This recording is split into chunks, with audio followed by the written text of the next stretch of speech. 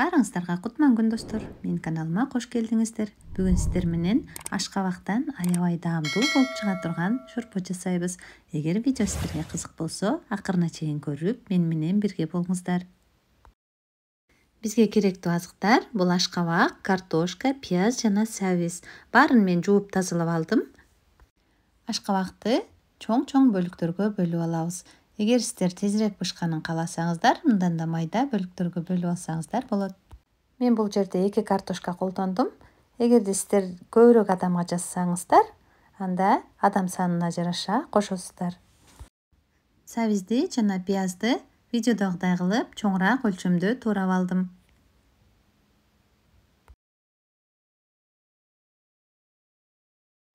Бардык туурап алган жашылчаларыбызды идишибизге салабыз.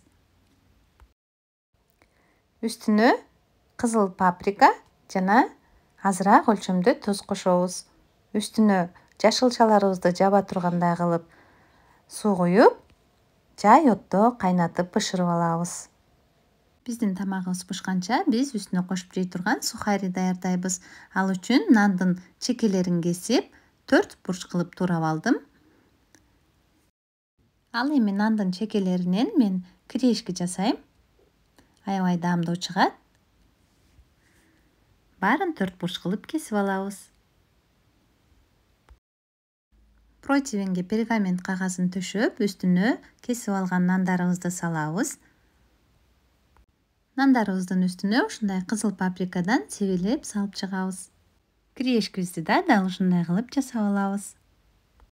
Сухарилерибиздин үстүнө суюк майыбыздан чачып алабыз. Оливка майынан же өсүмдүк майынан да колдонсоңуздар болот. 200 градус кызытылган духовкага 5-7 минутта салып алабыз. Мынакей биздин тамагыбыз да бышып калды. Тузун көрүп алыңыздар. Менде бул жерде бир аз азыраак экен. Туз салып алдым жана үстүнө сары майдан 1,5 кашыктай кошуп алдым. Менде бул жерде 2,5% сүт. Эгер сиздер кааласаңыздар, сливки да кошуп жасасаңыздар болот. Тамагыбызды блендердин жардамы менен жакшылап эзип алабыз. Мынакей достор, биздин ашкабактан жасалган шорпобуз даяр болду. Эми идишибизге коюп, үстүн кооздоп, дасторконго сунсак болот. Шорпобуздун үстүнө жасап алган сухарибизден жана көк чөптөрдөн салып алабыз. Мынакей достор, биздин ушул менен ашкабак шорпобуз даяр.